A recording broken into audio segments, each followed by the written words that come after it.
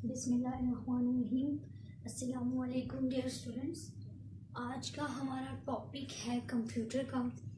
Computer में आपको पता है कि जब भी कोई प्रॉब्लम आती है तो हम उसे सॉल्व करते हैं और उसके बहुत ज़्यादा स्टेप्स हैं, उसकी स्ट्रेटजीज हैं, मेथड्स हैं, अप्रोचेस हैं जिनको हम देखकर देन हम प्रॉब्लम सॉल्व करते हैं। हमारे पास जो आज टॉपिक है वो है प्रॉब्लम सॉल्विंग स्टेप्स। कि प्रॉब्लम सॉल्विंग के क्या क्या स्टेप्स हैं। प्रॉब्लम हम किसे कहते हैं? Problem means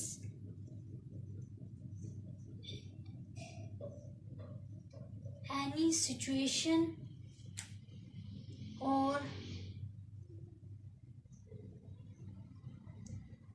unplanned error। कि आपके पास ऐसी कोई अनप्लान एरर आ जाए या ऐसी कोई सिचुएशन आ जाए जिसको हम सॉल्व कर सकते हैं और नहीं भी कर सकते, ऐसी सिचुएशन को हम प्रॉब्लम कहते हैं। कि हमारे पास आपने देखा होगा रियल लाइफ में भी जब कोई प्रॉब्लम आती है तो आप प्रॉब्लम किसे कहते हो? कि यार कोई मसला हो गया है, सडनली आपके पास कोई ऐसा इवेंट आ जाता है, अनप्लान इवेंट आ जाता है, तो जो हमारी डेली लाइफ से हट कर होता है उसे हम प्रॉब्लम कहते हैं। ठीक हो गया। सॉल्विंग मीन्स उस चीज को सॉल्व करना, प्रॉब्लम को। ठीक, तो हमारे पास इसके प्रॉब्लम सॉल्विंग के स्टेप्स हैं। स्टेप क्या है? पहला स्टेप क्या है कि जब आपके पास प्रॉब्लम आ जाता है आप उसे डिफाइन करते हो। Defining a problem. कि अगर फॉर एग्जांपल आपके पास कोई प्रॉब्लम आ गया तो आप फिर उसको डिफाइन करते हो कि आया मेरे पास ये प्रॉब्लम है। जैसे फॉर एग्जांपल रियल लाइफ में आपको कोई मसला आ जाए तो आप किसी बड़े को बैठाते हो अपने पास या पेरेंट्स को बताते हो कि मुझे ये प्रॉब्लम आ गई है, मेरी ये प्रॉब्लम है, तो वो आपके पास डिफाइन में आती है। उसके बाद आप क्या करते हो? जब आपको पता चल जाता है प्रॉब्लम ये है, फिर उस प्रॉब्लम को अंडरस्टैंड करते हो। Understanding a problem. फिर आप उस प्रॉब्लम को अंडरस्टैंड करते हो कि ये प्रॉब्लम क्या है, क्यों आई, कहाँ से आई, उस प्रॉब्लम को आप अंडरस्टैंड करते हो। तीसरा स्टेप आपके पास आता है प्लानिंग अ सॉल्यूशन। फिर आप उस प्रॉब्लम के सॉल्यूशंस निकालते हो कि इस प्रॉब्लम के ये सॉल्यूशंस हैं, 2 हैं, 3 हैं, मैं इस प्रॉब्लम को ऐसे भी सॉल्व कर सकता हूँ, ऐसे भी सॉल्व कर सकता हूँ, पेरेंट्स से भी डिस्कस कर सकता हूँ, अपने फ्रेंड से डिस्कस कर सकता हूँ। आप उस चीज को प्लान करते हो, सॉल्यूशन को, कि ये सॉल्यूशन है। डिफाइन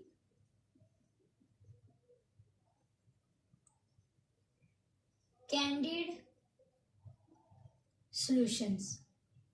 फिर आप क्या करते हो? आपके पास सॉल्यूशंस आ जाते हैं कि 5 हैं, 10 हैं, मैं इस प्रॉब्लम को इस तरह से हल कर सकता हूँ, मैं इस तरह से भी कर सकता हूँ। फिर आप उसमें से कैंडिड सॉल्यूशन निकालते हो। कैंडिड का मतलब होता है उसमें से जो आपके पास बेस्ट लगता है आपको कि यार ये वाला बेस्ट रहेगा, इसमें कोई नुकसान नहीं होगा, बेस्ट होगा, तो वो आप कैंडिड सॉल्यूशन निकाल लेते हो। 5वां स्टेप आपके पास क्या है? सिलेक्टिंग आ बेस्ट सॉल्यूशन। फिर आप क्या करते हो? जो आपके पास सॉल्यूशन आए होते हैं आप उसमें से बेस्ट सॉल्यूशन निकाल लेते हो कि मेरे ये सॉल्यूशंस निकले थे, उसमें से ये वाला बेस्ट है। फिर आप उस चीज को सिलेक्ट करते हो और उस पर अमल करते हो। तो ये आपके पास प्रॉब्लम सॉल्विंग स्टेप्स हैं। मैं आपको 1 by 1 ये सारे स्टेप्स एक्सप्लेन करती हूँ क्योंकि हर स्टेप में डिफरेंट डिफरेंट स्टेप्स हैं, स्टेजेस हैं, नॉलेज है, ये सारा इन्हीं 5 स्टेप्स पे है। कोई भी आपके पास प्रॉब्लम आती है रियल लाइफ में भी, तो आप यही 5 स्टेप्स लगा के उस प्रॉब्लम को सॉल्व करते हो। और अगर यही प्रॉब्लम आपकी कंप्यूटर में आती है तो आप उस चीज को भी इन्हीं 5 स्टेप्स को फॉलो करके सॉल्व करते हो। तो रियल लाइफ और कंप्यूटर आपको पता है कि दोनों एक दूसरे के साथ डिपेंडेंट हैं, रियल लाइफ भी हमारी। तो इन स्टेप्स को मैं एक एक करके डिफाइन करती हूँ कि ये 5 स्टेप्स क्यों जरूरी हैं। पहला स्टेप क्या था? पहला स्टेप था डिफाइनिंग आ प्रॉब्लम। प्रॉब्लम को डिफाइन करना, ये आपका पहला स्टेप था। अब डिफाइनिंग अ प्रॉब्लम, प्रॉब्लम क्या है, ये सवाल बनता है। जैसे मैंने आपको भी बताया कि प्रॉब्लम क्या है। डिफाइनिंग अ प्रॉब्लम, प्रॉब्लम ये है जिसमें डज नॉट कंटेन एम्बिग्विटीज, जिसमें एम्बिग्विटीज ना हो। ठीक है, प्रॉब्लम जो हमारे पास प्रॉब्लम आती है डज नॉट कंटेन एम्बिग्विटीज, उसमें एम्बिग्विटीज नहीं होगी। एम्बिग्विटीज क्या होती है? एम्बिग्विटीज देखिए, फॉर एग्जाम्पल आपके पास ये एक टेबल है, इसमें अगर मैं फॉर एग्जाम्पल 5 स्टूडेंट्स डालती हूँ, 1 2 3 4 5, तो जो 1 है वो भी इंग्लिश कर रहा है, दूसरा साइंस कर रहा है, 3 भी इंग्लिश कर रहा है।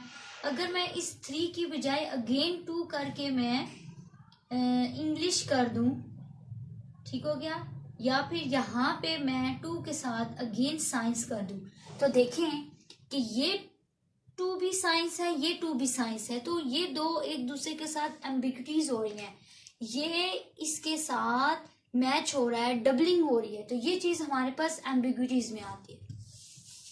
ठीक हो गया।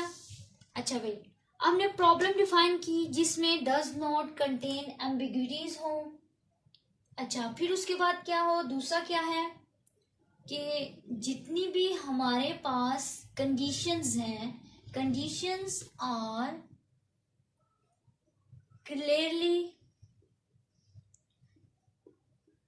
स्पेसिफाइड, कि जो भी कंडीशंस हो हमारी वो सारी स्पेसिफाइड हो। अब देखिए, हमने प्रॉब्लम को डिफाइन करना है, तो प्रॉब्लम जब हम डिफाइन करेंगे तो आप जब किसी को प्रॉब्लम बताते हैं तो आप क्या करते हैं? सारी कंडीशंस आप उसे क्लियरली बताते हैं कि मैंने ऐसा किया, ऐसा हो गया, मैंने ऐसा करना था तो ये हो गया। आप उसे हर एक चीज, हर एक सीन, हर एक कंडीशन उसे क्लियर करते हैं जब नेक्स्ट बंदे को आप समझाते हैं। तो इसी तरह जब आप डिफाइन करेंगे प्रॉब्लम को तो आप हर चीज क्लियरली स्पेसिफाइड करेंगे कि ये चीज है, ऐसे है, मैंने ये किया, ये हो गया। रियल लाइफ की मैं बात कर रही हूँ, ठीक हो गया। तो इसी तरह जिसमें एम्बिग्विटीज ना हो, आप बार बार एक चीज दोहराएंगे तो अगला बदला क्या कहेगा कि यार ये तो मुझे पता है, तू नेक्स्ट बात बता। आप कहेंगे मैंने ऐसा किया था तो ऐसा हो गया, ये बात आप 10 दफा उसको बताएंगे तो वो यही कहेगा कि यार ये बात मुझे तू बता चुका है, नेक्स्ट बता फिर क्या हुआ, फिर क्या हुआ। तो इसलिए हमने कहा एम्बिग्विटीज ना हो और हर चीज जितनी भी कंडीशंस हैं वो क्लियरली स्पेसिफाइड हो। नेक्स्ट हमारे पास क्या है कि जो हम डिफाइन करेंगे हैज क्लियर गोल। आपने बताना है कि यार ये प्रॉब्लम है, मैं ये चाहता हूं, ये मेरा गोल है, आपने उसको क्लियर गोल बताना है। नेक्स्ट क्या है कि इजी टू अंडरस्टैंड, कि जो प्रॉब्लम हो वो इजीली अंडरस्टैंडेबल हो, ठीक है, दूसरे के लिए। उसको घुमा फिरा के आपने नहीं बताना, ठीक है।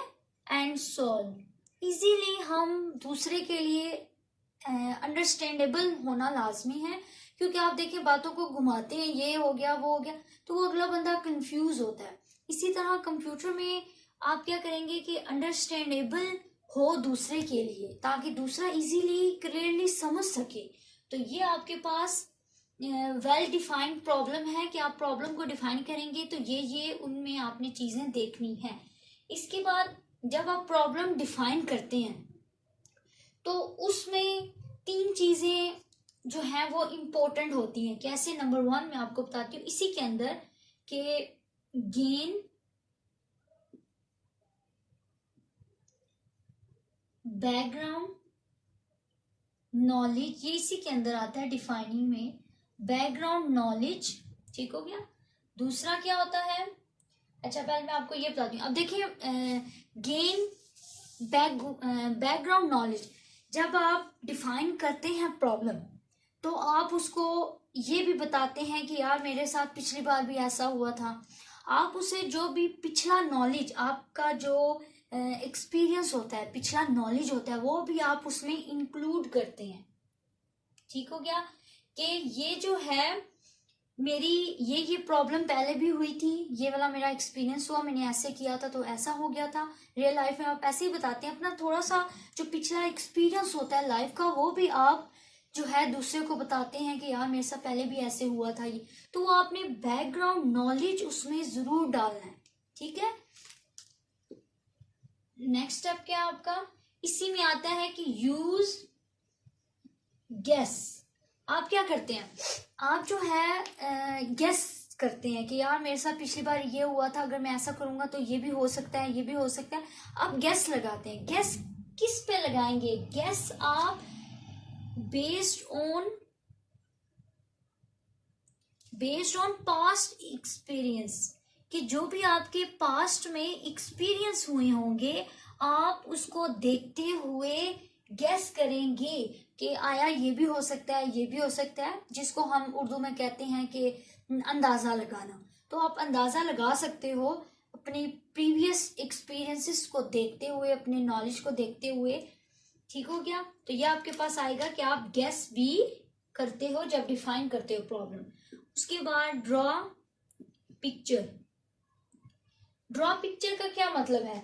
देखें, जब आप फॉर एग्जांपल आप देखिए, आप जैसे एक छोटा बच्चा होता है, छोटा बच्चा बड़े को बात उस तरह से नहीं समझा पाता, लेकिन उस बच्चे के माइंड में वो पिक्चर होती है। फॉर एग्जांपल कि बच्चे को 7 फ्रेंड ने मारा, तो वो आके अपनी मदर से बोलेगा कि मुझे फ्रेंड ने मारा है। तो मदर आगे से पूछेंगी कि क्यों मारा है, कैसे मारा है। बच्चा सिर्फ यही बोलेगा कि मुझे उसने मारा है, जो है उसने मुझे थप्पड़ मारा है या जो भी है, लेकिन वो फुल सीन नहीं बता सकेगा कि मैंने ऐसे किया था तो ये हुआ, उसने ऐसे किया, क्योंकि वो उसकी वो एज नहीं होती, वो उस तरह से डिफाइन नहीं कर पाता। तो वो लेकिन वो पिक्चर ड्रॉ कर लेता है मदर के माइंड में कि ये, क्योंकि मदर उसके साथ टाइम गुजारा होता है बच्चे के साथ, तो वो उस चीज को पिक्चर बना लेती है कि ऐसा इसने भी किया होगा, तो तब उसने आगे से ऐसा रिएक्शन किया है। तो ये आपके पास पिक्चर जो है ड्रॉ हो जाती है। इसी तरह तो कंप्यूटर में भी आप क्या करोगे, जब कोई प्रॉब्लम आएगी, अगर फॉर एग्जांपल आपके पास उस चीज को डिफाइन करने के लिए वर्ड्स नहीं है, तो आप उस चीज को ड्रॉ कर लोगे कि ये ऐसे होना है पिक्चर के साथ। आपको पता है कि जो हम बोलते हैं इससे ज्यादा जो है, अगर हम उसको ड्रॉ करके समझा दे दूसरे को, तो दूसरा उसके अंदर ज्यादा चीजें समझ सकता है ड्रॉ के साथ, ड्रॉ पिक्चर के साथ। ठीक है। आपने देखा होगा बहुत सी ऐसी पिक्चर्स या बहुत सी ऐसे सीन होते हैं जो अगर हम पिक्चर में अगर दूसरे बच्चे को या किसी बंदे को हम समझा सकें तो वो इजीली समझ जाता है पिक्चर को देखते हुए। आप उसके बजाय 10 घंटे बोलें उसको तो शायद उसको वो समझ ना आए।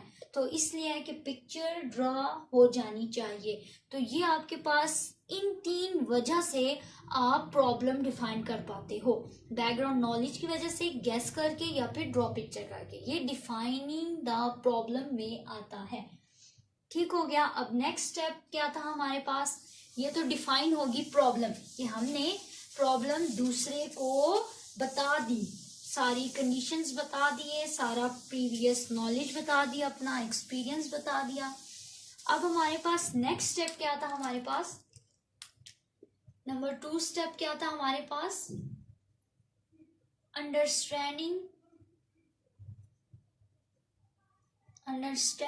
प्रॉब्लम। आपने प्रॉब्लम को अंडरस्टैंड करना है। अब प्रॉब्लम तो आपने डिफाइन कर दी, मुझे ये प्रॉब्लम है, ठीक हो गया। अब उसके बाद अंडरस्टैंड। अब अंडरस्टैंड क्या है, समझना। Understand problem before jumping into solution of the problem। उसने क्या कहा कि प्रॉब्लम के सॉल्यूशन की तरफ डायरेक्ट जाने से पहले, जंप करने से पहले आपने प्रॉब्लम को अंडरस्टैंड करना है, ठीक हो गया। कैसे कि देखिए, अगर आपके पास कोई प्रॉब्लम है, आप बिना सोचे बिना समझे इसका रिजल्ट क्या होगा, आप एकदम जाके जो है दूसरे को आगे से जवाब दे देते हैं, या एकदम जाके आप ये काम कर लेते हैं कि यार उसने ऐसा किया मैं ऐसा करूं। ऐसा नहीं होना चाहिए। प्रॉब्लम का सॉल्यूशन निकालने से पहले उस प्रॉब्लम को अंडरस्टैंड करें कि ये प्रॉब्लम क्यों आई, किसकी वजह से आई, कैसे आई, इसका रिजल्ट क्या होना चाहिए।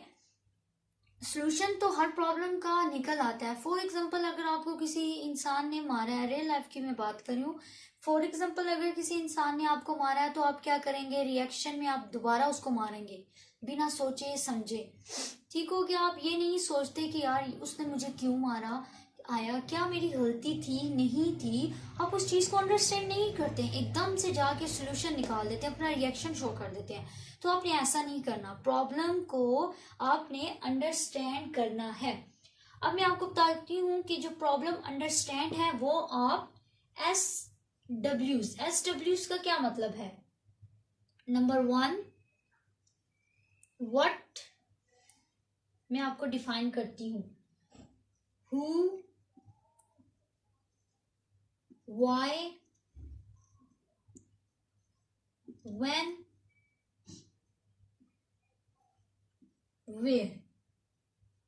अब आपने जब अंडरस्टैंड करनी है कोई भी प्रॉब्लम, तो ये 5 जो आपके पास वर्ड्स लिखे हैं, इनका मतलब, इनके आंसर्स आपने जरूर निकालने। जब आपके पास कोई प्रॉब्लम आएगी तो आपने जरूर ये अंडरस्टैंड करना है कि प्रॉब्लम क्या है, व्हाट इज द प्रॉब्लम, ये स्टार्ट कहाँ से हुई है, हु, किसने की है, व्हाई, ये क्यों हुई है, व्हेन, कब हुई है, वेयर, कहाँ हुई है। आपने ये 5 डब्ल्यूज आपने जरूर नोट डाउन करने हैं। व्हाट क्या होगा, व्हाट आपने क्या करना है कि क्या। फॉर एग्जाम्पल आपके पास है, स्टूडेंट्स की अगर मैं बात करूं फॉर एग्जाम्पल, तो आपने मैं एक स्कूल के अंदर स्टूडेंट्स की बात करती हूँ, ठीक हो गया। तो आपने क्या चीज करनी है, आपने व्हाट क्या है, तो आपने देखना है कि लिस्ट ऑफ स्टूडेंट्स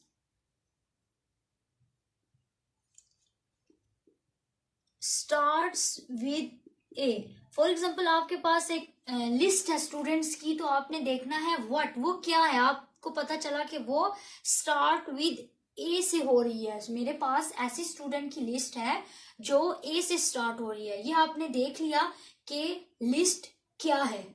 अच्छा, हु, किसकी है, हु किसने की है, स्टूडेंट्स, ये किसकी है, स्टूडेंट्स की है। वाई क्यों है, ये लिस्ट हमें क्यों दी गई, तो आप क्या कहेंगे कि to prepare directory of students, हमें इसलिए दी गई है ताकि हम स्टूडेंट्स की डायरेक्टरी बना सकें, ठीक हो गया। व्हेन, कब हुई है, मतलब in a week, for example week में हमें मिली, कब मिली, वीक के अंदर मिली। वेयर, कहाँ मिली, स्कूल में मिली।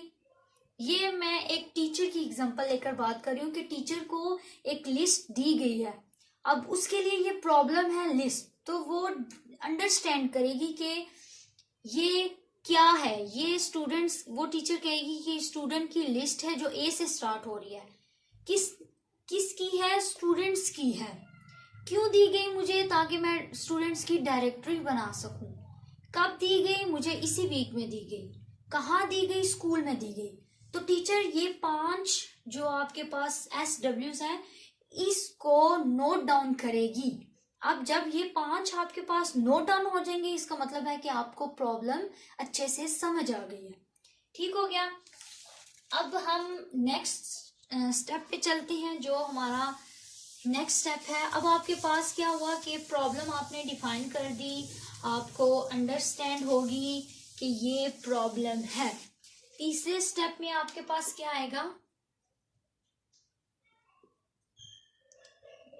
Planning a problem, sorry planning a solution.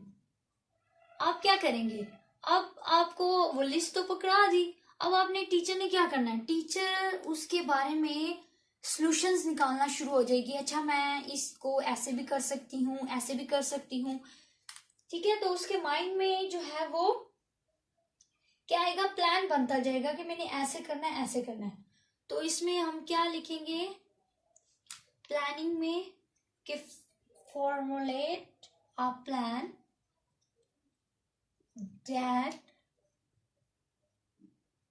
may lead us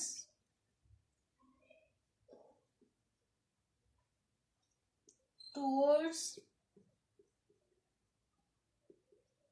solution of problem।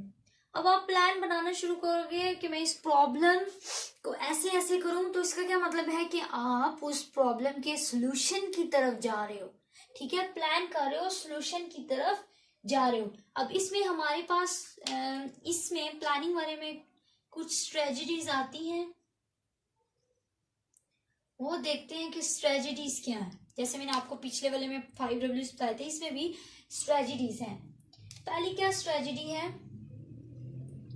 Divide and कॉन्क्वेर। मैं आपको ये एक्सप्लेन करती हूँ कि डिवाइड और कॉन्क्वेर क्या है। आप क्या करोगे, ये स्ट्रेटजी क्या करेगी, डिवाइड्स अ complex problem into smaller problems। ये मैं आपको डिफाइन करती हूँ कि क्या। नंबर 2 आपके पास ये एक हो गया। नंबर टू क्या करेंगे आप, गैस, चेक, इम्प्रूव। इसमें क्या आएगा, गैस सॉल्यूशन,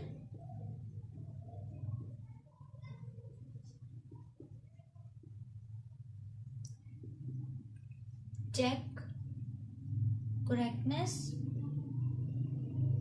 रिफाइंस सॉल्यूशन।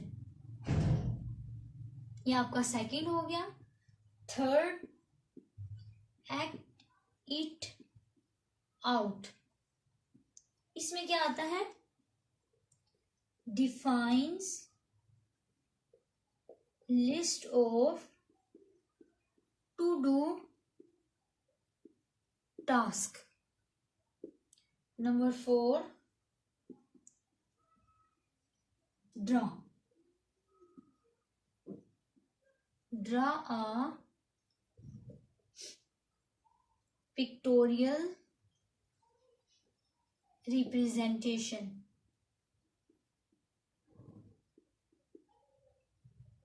ठीक है, ये आपके पास इसमें स्ट्रेटजीज है।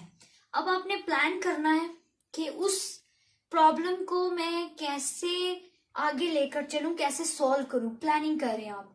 तो सबसे पहले स्ट्रेटजी आती है डिवाइड एंड कॉन्क्वेर। आपके पास अगर बहुत बड़ी प्रॉब्लम आ जाती है, बहुत ज्यादा बड़ी, तो आप क्या करते हैं। फॉर एग्जाम्पल अगर एक टीचर को, जैसे मैंने आपको बताया कि टीचर को लिस्ट दी गई, तो वो उसमें से अब उसने स्टूडेंट्स की डायरेक्टरी बनानी है, तो उसके पास वो लिस्ट जो है बहुत बड़ी है। तो वो क्या करेगी, उस लिस्ट को 2 या 3 हिस्सों में डिवाइड करेगी। इसलिए वो कहेगी कि चले मैं, अगर मुझे 100 स्टूडेंट्स का दिया गया है तो चले मैं पहले 30 का कर लेती हूँ, फिर 30 स्टूडेंट्स का कर लेती हूँ, फिर 40 का कर लेती हूँ, ताकि इजीली हो सके। तो वो 30 के स्टूडेंट्स की लिस्ट बना लेगी, उस बड़ी लिस्ट को छोटी लिस्ट में डिवाइड कर लेगी, हिस्से बना लेगी। तो यही हमारा आता है कि जब प्रॉब्लम बड़ी होती है, कॉम्प्लेक्स होती है, उसको आप छोटी प्रॉब्लम्स में, पार्ट्स में डिवाइड कर लेते हो, ताकि आप छोटे छोटे प्रॉब्लम इजीली सोल्व कर सकते हो। उसके बाद आता है कि सोल्यूशन गेस करोगे कि अच्छा ये सोल्यूशन भी है, ये सोल्यूशन भी है।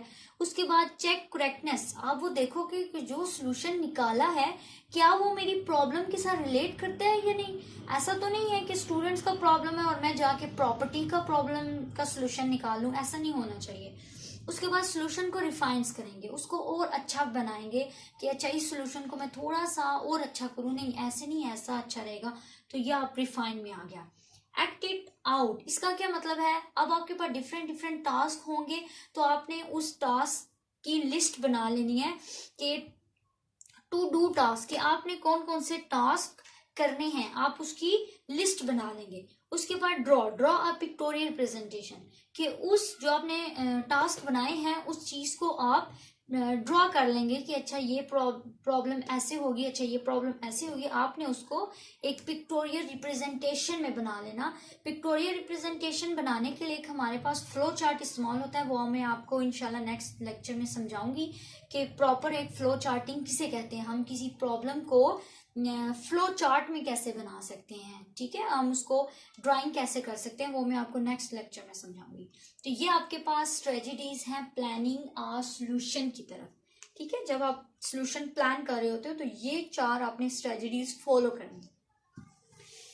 उसके बाद नेक्स्ट स्टेप में क्या हुआ, इस स्टेप में हमने लिस्ट बना ली, ठीक हो गया। सॉल्यूशंस जो हैं, हमने जो बड़ा था प्रॉब्लम उसको छोटे हिस्सों में डिवाइड कर लिया। अब हमारे पास जो है वो 4th स्टेप आता है, defining candid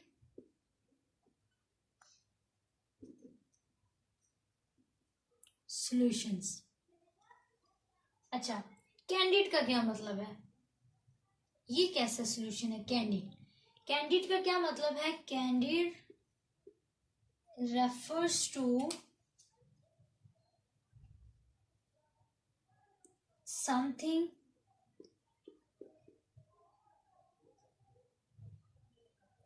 spontaneous and unplanned। देखिए, आपने सॉल्यूशन जो है, सॉल्यूशन तो आपने सॉल्यूशंस की तरफ जाना है आपने, तो कैंडिड सॉल्यूशन का क्या मतलब, देखिए आप जब भी किसी प्रॉब्लम को हल कर रहे होते हैं, तो जब आप हल कर रहे होते हैं तो बीच में आपको पता है कि सडनली कोई और प्रॉब्लम छोटा सा निकल आता है, वो प्लानिंग नहीं होती कि आएगा, वो सडनली कुछ और निकल आता है। फॉर एग्जाम्पल, 2 फैमिलीज के दरमियान, रियल लाइफ की मैं बात करती हूँ, 2 फैमिलीज के दरमियान लड़ाई हो जाए, थर्ड पर्सन उन दोनों की सुलह करवाता है, तो अचानक से उसमें से कोई पर्सन जो है वो ऐसी कोई बात कर देता है कि वो दोबारा से प्रॉब्लम नई एक प्रॉब्लम बन जाती है। तो इस तरह के सडन जो अनप्लान चीजें होती हैं, छोटे मोटे जो कैंडिडेट निकल आते हैं, तो उस चीज को डिफाइन करना लाजमी है। अगर आप देखें कोई भी एक परफेक्ट, फॉर एग्जांपल आप सॉल्यूशन निकाल रहे हैं, तो ऑब्वियसली बात है कि कोई ना कोई प्रॉब्लम एक सॉल्व करते करते दूसरी आ जाती है, तो ये नेचुरली भी हो सकता है। इसी तरह आप जब सॉल्यूशन निकालते हैं तो जो भी कैंडिडेट होंगे उन चीज को आपने मेंशन करना है कि अगर ये हो गया तो इसको मैंने ऐसे सॉल्व करना है, पॉसिबिलिटीज आपने अपने पास रखनी है। तो ये आपके पास क्या आएगा, कैंडिडेट सॉल्यूशंस में आएगा।